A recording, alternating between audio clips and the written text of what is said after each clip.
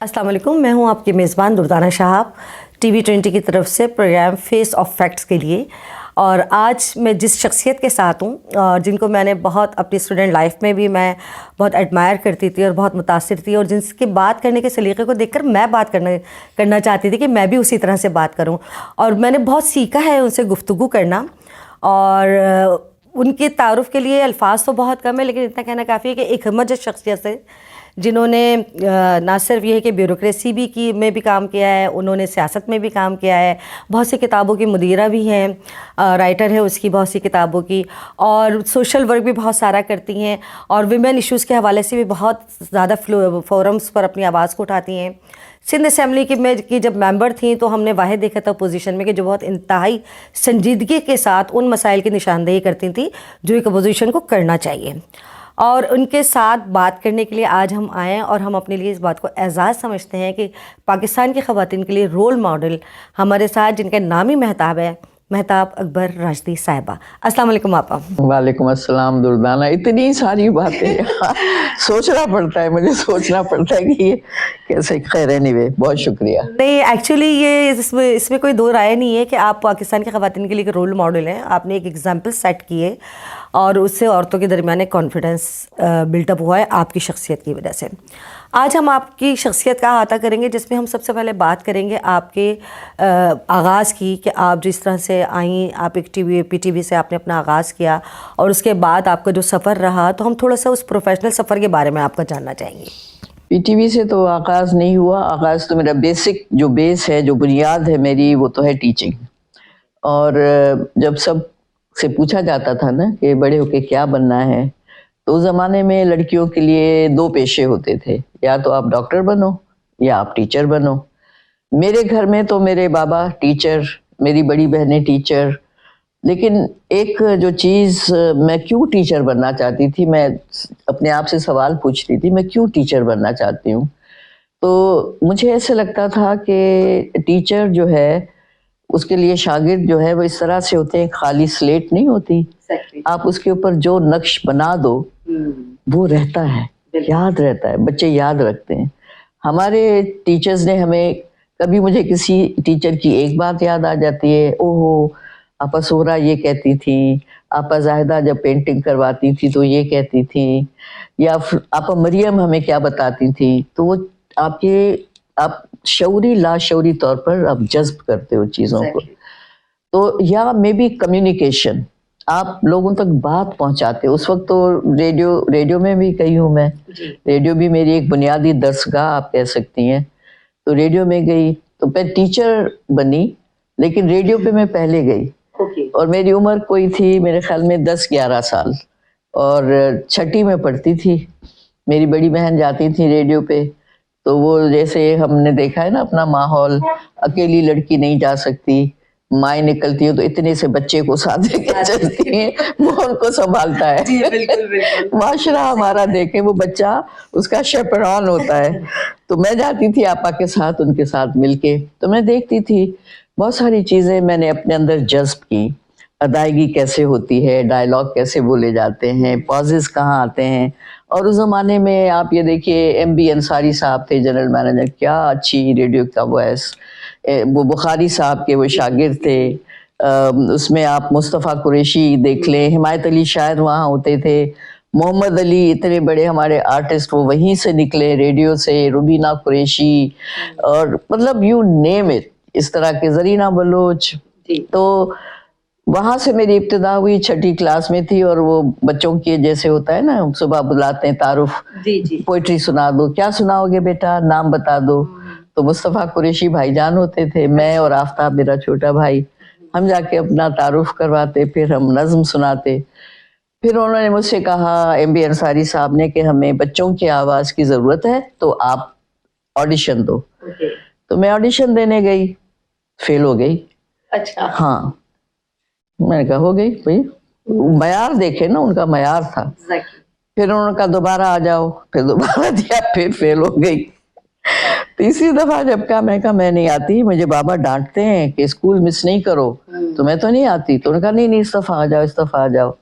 तो अब्दुल माजिद भाई होते थे और अल्लाह बख्शा बुखारी होते थे, उन्होंने इंटरव्यू लिया। उस दिन अब्दुल करीम बलोच भी not interview, audition. Abdul Karim Baloch का भी उसी दिन ऑडिशन हुआ, मेरा भी उसी दिन ऑडिशन हुआ। और साले मोहम्मद शाह एक बहुत बड़ी आवाज़ थी, फतेह खान का वो कैरेक्टर करते थे। तो हम 3 और मैं पास हो गई। तो एक जो पहला ड्रामा जिसमें मुझे मौका मिला, ड्रामा था, उसमें मेरी उम्र की लड़की दिखाई गई थी, वर्जीनिया। उसका मैंने रोल किया। फिर जैसे छोटे मोटे रोल होते हैं वो मैंने किए। फिर इमीडिएटली, अच्छा 5 रुपए मिलते थे नकद। मेरी 5 रुपए लेके घर आती थी। अम्मा कहती कि तुम गुम कर दोगी, लाओ मेरे पास रखो। तो जो अम्माओं के पास पैसे रखे जाते हैं वो आपको कभी नहीं मिलते। ईद ही नहीं मिलती, पैसे नहीं मिलते, मेहमान जो देकर जाते हैं वो नहीं मिलते। कुछ नहीं मिलता। तो वह 5 रुपए मिलते थे। और उसके बाद फिर अचानक मुझसे कहा गया कि आप रेडियो प्लेस जो हैं उसमें आप हीरोइन का रोल करोगी। Heroine, romantic role. और उम्र मेरी यही 11 साल। ओह अच्छा। 11 साल। और ये था कि उस जमाने में जो माइक होते थे ना, दोनों तरफ से बोला जाता था, ऐसे स्टैंडिंग माइक। उस तरफ भी लोग खड़े होते थे, इस तरफ भी। तो जहां मैं होती थी वो नीचे पटरा रखते थे कि मैं मुस्तफ़ा कुरैशी की हाइट को कैसे पहुंचूंगी। तो हाइट के लिए मुझे वो उस पर पटरे पे खड़ा करते थे और मैं उसमें बोलती थी। और मैंने रोमांटिक रोल किए, हीरोइन बनी। और कहते हैं कि बहुत अच्छी थी, बहुत अच्छा बोलती थी मैं। अच्छा। हाँ जी, बहुत मैं मशहूर हो गई। उस जमाने में टीवी अभी नहीं आया था और सिर्फ आवाज़ की दुनिया थी। लोग आवाज़ सुन के अपना तस्वुर और तख़य्युल बनाते थे, ये कैसे होगा, ये कैसी होगी, वगैरह वगैरह। तो वो मेरी इब्तिदा है। अच्छा, एक अच्छी चीज़ जो मैं बताना चाहती हूँ रेडियो की उस ज़माने में, कि वहाँ पर ये तय था कि रेडियो से जो भी लफ्ज़ नशर होगा वो एक सनद होगी, तलफ़ुज़, अदायगी। तो अगर मैं उर्दू बोल रही हूँ तो हिमायत अली शाह साहब होते थे वहाँ। और मैं गालिब का अगर शेर पढ़ रही हूँ तो मैं उनको पढ़ के सुनाती थी कि आप देखिए मैं गलत तो नहीं पढ़ रही हूँ। मैंने गलत नहीं कहा ना कि आपसे तलफ़ुज़ सीखा है हमने भी। अच्छा। और सिंधी मंजूर कुरैशी, मोहम्मद खान और मुजफ्फर जोश और ज़ेब आकली, इस तरह के बड़े पाए के वहाँ राइटर्स थे। तो शाह अब्दुल लतीफ़ भिटाई को पढ़ना आसान नहीं है, क्योंकि वो जो ज़बान है वो पता नहीं 300 साल पहले सिंधी, उसमें जो लफ्ज़ थे वो हम नहीं बोल रहे हैं आज।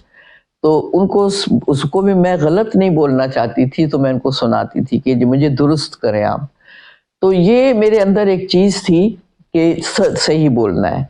और अदायगी शायद मेरे अंदर ये क्रिएटिविटी है, या मैंने वो सीखा कि किस तरह से अपने आप इजहार कैसे करें, रोने का, धोने का, खुश होने का। तो वो सब चीज़ें मेरी बुनियादी दर्स का रेडियो है।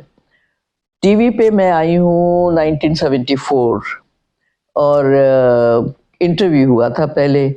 फिर अब्दुल करीम बलोच चले गए थे टीवी पे एज अ प्रोड्यूसर। उनको मेरा पता था, वो उन्होंने मुझे कहा कि आप टीवी पे आओ। तो मैंने कहा भाई ड्रामों में, मैंने कहा मैं ड्रामे नहीं करूँगी। तो कहा अच्छा खबरें पढ़ने आ जाओ। तो कहा हैदराबाद से मैं चलूँगी और खबरें पढ़ के फिर 5 मिनट की वापस आऊँगी, ये नहीं हो सकता। अच्छा कंपेयरिंग करो।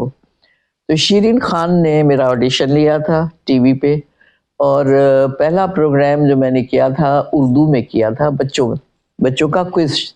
इस हफ्ते वो इस हफ्ते की खबरें होती थी, फिर बच्चों से हम पूछते थे। उसके बाद फिर रोशन तारा सिंधी प्रोग्राम, सुल्ताना ट्रेनिंग लेकर आई थी एकेडमी से, वो और हारून रिंद, बारी बारी उनको वो प्रोग्राम मिलता था। तो रोशन तारा, वो फिर एक अरसे तक मैंने वो प्रोग्राम किया सिंधी में बच्चों का। फिर पढ़ने चली गई बाहर। इससे पहले मैं सेंट मैरीज कॉन्वेंट में पढ़ाती थी। फिर बाहर पढ़ने चली गई। उससे पहले मेरी अपॉइंटमेंट हो गई थी सिंध यूनिवर्सिटी में आईआर डिपार्टमेंट में। फिर मुझे फुल ब्राइट स्कॉलरशिप मिला। इत्तेफाक ऐसे ही होता है। बस निज़ाम कुरैशी साहब होते थे वहाँ अमेरिकन कल्चर सेंटर के डायरेक्टर हैदराबाद में।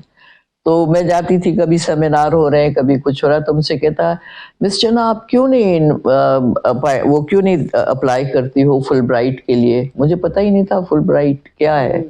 تو کہا بہت بڑا ہوتا ہے اسکالرشپ. تو میں نے کہا, میرے دل میں سوچا اوف اللہ, اب اس میں ہم کہاں کمپیٹ کریں. میں نے بھر دیا فارم, آ گیا کہ جی آر ای کا ایگزام دو, پھر ٹافل بھی دو. جی آر ای بھی میں نے نہیں سنا تھا کہ یہ کیا ہوتا ہے. تو آپ کا جو سبجیکٹ ہوتا ہے اس کے متعلق سوال پوچھیں, اس میں بھی میں پاس ہو گئی. کوئی تیاری نہیں, بائی دا وے. اور میں مینٹلی تیار تھی کہ مجھے نہیں ملنا ہے. پتہ چلا وہ بھی میں نے کوالیفائی کر لی. مطلب قسمت ساتھ ساتھ آپ کے ساتھ چل رہی ہے. ساتھ چلتی ہے. دردانہ میں نے یہ بھی زندگی میں دیکھا ہے, سوچا ہے کہ آپ کو موقع اگر ملے, جس کو ہم اپرچونٹی کہتے ہیں, تو آپ کو گنوانا نہیں چاہیے. آپ کو موقع مل رہا ہے نا, تو آپ گیو اے ٹرائی. لیکن اس کے بعد پھر وہ پلٹ کے نہیں آتا, نہ وہ سچویشن آتی ہے نہ کوئی کہنے والا ہوتا ہے. تو مجھے ملتا گیا, میں بھی چلتی گئی ایسے ہی کھیل کھیل میں. تو پھر یہاں اس زمانے میں یہ کاؤنسلیٹ تھا جو پرانا والا میریٹ کے پاس, وہاں کہا کہ جی انٹرویو ہوگا. انٹرویو میں حیدرآباد سے انٹرویو دینے آئی, اور یہی سوچ کے کہ ہونا تو ویسے ہی نہیں ہے. تو بہت آرام سے گھس کے, ایک اس زمانے میں اس دروازے پر ایک ہوتا تھا ان کا گارڈ, کوئی سیکیورٹی نہیں. اتنا امن تھا, یہ اتنا امن تھا, کوئی سیکیورٹی نہیں. ان کے کوسٹ گارڈ جو ہوتے ہیں نا, وہ ایک کھڑا ہوتا تھا. اندر چلے گئے آپ تو ان کے وہاں سے امریکن آئے تھے, اور یہاں کراچی یونیورسٹی کے پروفیسرز تھے. انہوں نے مجھ سے سوال جواب کیے, اور وہ کہنے لگا کہ do you know about the American society. تو میں نے کہا yes we do little bit, we see your movies, we read your novels and the literature, so little bit. تو کہا کہ تم اگر جاؤ گی تو تمہارے لیے تو نئی زندگی ہوگی. میں نے کہا ہوتی تو ہے, لیکن شاید ہم واقف ہیں. میں نے ایسے ہی کہہ دیا. تو خیر بہرحال وہ انٹرویو ہو گیا, پتہ چلا میں سلیکٹ ہو گئی. تو سلیکٹ ہو گئی تو اس کے بعد پھر اپلائی کر دیا بہت ساری یونیورسٹیز میں. تو یونیورسٹی آف میساچوسیٹس ایٹ ایمہرسٹ, وہاں میرا داخلہ ہو گیا. اور وہ آخری سال تھا جب فلبرائٹ انہوں نے پھر بند کر دیا تھا پاکستان کے لیے, پی ایچ ڈی کے لیے, ماسٹرز تک وہ دے رہے تھے. تو بہرحال وہ 2 سال جو ہے میں سمجھتی ہوں میری زندگی کے اہم سال آپ کہہ سکتے ہو, کیونکہ جب آپ ملک سے دور ہیں, اکیلے ہیں, نیا ماحول ہے, اس میں آپ خود کو ڈھونڈتے ہو. آپ خود کو تلاش کیا کرنا ہے, آپ کو پتہ چلتا ہے آپ کیا ہیں, آپ میں ہمت کتنی ہے, آپ کیسے فیس کرتے ہو یہ ڈیفیکلٹی. وہ مجھے اچھا اسائنمنٹ ہے, وہ ہاتھ سے تو نہیں لکھے جائیں گے نا, وہ تو ٹائپ ہوتے تھے. ابھی کمپیوٹر اتنا عام نہیں ہوا تھا, اور ہم نے نیا دیکھا تھا, بڑی اتنی بڑی مشینیں, یہ کیا ہے, یہ کمپیوٹر ہے. اچھا کمپیوٹر کیا ہوتا ہے. تو میں نے ایک چھوٹا سا ٹائپ رائٹر خریدا, اور میں خود ٹائپ کرنا میں نے خود سے سیکھا کتاب لے کے, اور اپنے اسائنمنٹس ٹائپ کرتی تھی. پھر پتہ چلا کہ جی وہاں تو اتنی سردی ہوتی ہے, ہم کیا جانے سردی, حیدرآباد کی سردی ہے, کراچی کی تو اتنی نہیں. اس وقت میں حیدرآباد میں تھی, تو وہاں -23 برف جم رہی ہے, اور شامیں اتنی اداس کرنے والی کہ ویسے گھر نہ یاد آئے تو شام کو دیکھو تو آنکھوں میں آنسو آ جاتے. میں اکیلی, اور ایک میری کلاس ہوتی تھی رات کے 10 بجے ختم ہوتی تھی. اور اس سردی میں وہاں سے اکیلی چلتی, کیمپس میں سناٹا, جہاں تک اپنے ڈوم تک پہنچوں ہاسٹل, تو ناک بہتی تھی, وہ جم جاتی تھی بائی دا وے, برف, اتنی سردی, تو پیدل آنا پڑتا تھا. بہرحال تو وہ 2 سال جیسے خود کو سمجھنے والا ایک پیریڈ تھا میرے لیے, کہ میں کتنی اسٹرانگ ہوں اور میں کیا کر سکتی ہوں اکیلی. تو وہ اس میں پھر ڈگری بھی لی, اور جس دن مجھے ڈگری ملی, کانوکیشن ہوا, میں پڑھی اداسی سے جا کے. ایک لیک تھی, چھوٹا سا جھیل تھی, اس کے کنارے بیٹھ گئی کہ بھئی مجھے کوئی مبارکباد دینے والا نہیں. تو مطلب اس طرح کے جو میں کمیونیکیشن گیپ بھی تھا, مطلب 2 گھنٹے لگتے تھے. فون کرو, آپ گھر فون کرنا ہے نا, تو 2 گھنٹے لگتے تھے, انتظار فرمائے والا. اچھا, یہ تو آپ کے ایجوکیشن کا سلسلہ ہو گیا. اس کے بعد آپ نے پروفیسر بھی رہیں, لیکچرر بھی رہیں, دین اس کے بعد آپ بیوروکریسی میں آئیں. تو بیوروکریسی میں آنے کا اتفاق آپ کا کیسے ہوا، اور ماشاء اللہ سیکریٹری لیول تک بھی پہنچی اور بہت سے ڈپارٹمنٹس میں آپ نے بہت اچھا کام بھی کیا جو آج مثال کے طور پر رکھا جاتا ہے اس کام کو؟ جی بالکل، مجھ سے پہلے اکبر آ گئے تھے کراچی، ان کو شفقت شاہ تھے، کسی پتہ نہیں کس کی حکومت تھی، اس میں ہی واز منسٹر ایجوکیشن. شفقت علی شاہ جاموٹ میرے کلیگ تھے، ہم نے ساتھ پڑھایا ہے، تو بہت اچھے دوست تھے اکبر کے، میرے گھر میں آنا جانا. تو جب وہ منسٹر ہوئے تو اکبر پتا تھا کہ انجینئر ہے اور بہت اچھا ہے انجینئر، تو اکبر کو کہا کہ تم کراچی آ جاؤ اور جو ان کا جو ایجوکیشن ورکس ڈپارٹمنٹ ہے، اسکول بنتے ہیں اور یہ سب بنتا ہے، اس کو تم دیکھو. تو بڑی بحث مباحثہ ہوا کہ بھی جانا چاہیے نہیں جانا چاہیے. اب جب میں تھی اور رافع صہیب پیدا ہوا تھا، 1985 کی بات ہے، تو اس نے کہا کہ تم کیسے کرو گی؟ میں نے کہا میں یہی ہے، وہ یونیورسٹی میں گھر تھا، تو میں نے کام کرنے والے ایک دو لوگ تھے، میں نے کہا بھی میں مینج کر لوں گی، تمہیں جانا ہے تم ضرور جاؤ. تو وہ جو چلے گئے، تو پھر اس کے بعد جو حالات ملک کے ہوئے، ایم کیو ایم، اس کے فساد، جھگڑے، اور رافع اسکول جانے لگا. تو اس کا اسکول تھا وہاں پر لطیف آباد میں، پتہ چلا جی گولی چل گئی، کرفیو لگ گیا. اب اس کو کون بچے کو لینے جائے؟ میری بہنیں دوڑتی تھی وہاں سے، ان کا گھر نزدیک تھا، وہ لے کے اپنے پاس اس کو رکھتی. پھر میری ایک دوست تھی، ان کے میاں میجر تھے. پھر میں شہباز بھائی، رافع جو ہے وہ حیدرآباد، وہ کہتا کوئی بات نہیں باجی میں لے کر آتا ہوں بہن.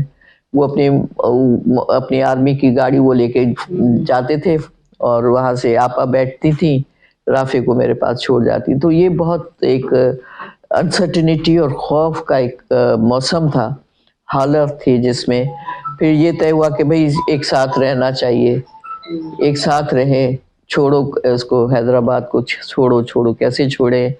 پھر بہرحال الہی بخش سمرو صاحب تھے، وہ ان کو بہت ہماری فکر رہتی تھی کہ بھئی وہ ادھر رہ رہا ہے تم ادھر رہ رہی ہو، حالات یہ ہے. ہم نے کہا بھئی ہم کیسے آئے سندھ گورنمنٹ میں، ہمیں تو کوئی نہیں جانتا. تو وہاں پتہ نہیں کون تھے اس وقت گورنر، ان کو انہوں نے کہا کہ ان کو یہاں لے آئے ڈیپوٹیشن پہ. تو میری پہلی پوسٹنگ ہوئی تھی ایز اے ڈائریکٹر جاکت لائبریری.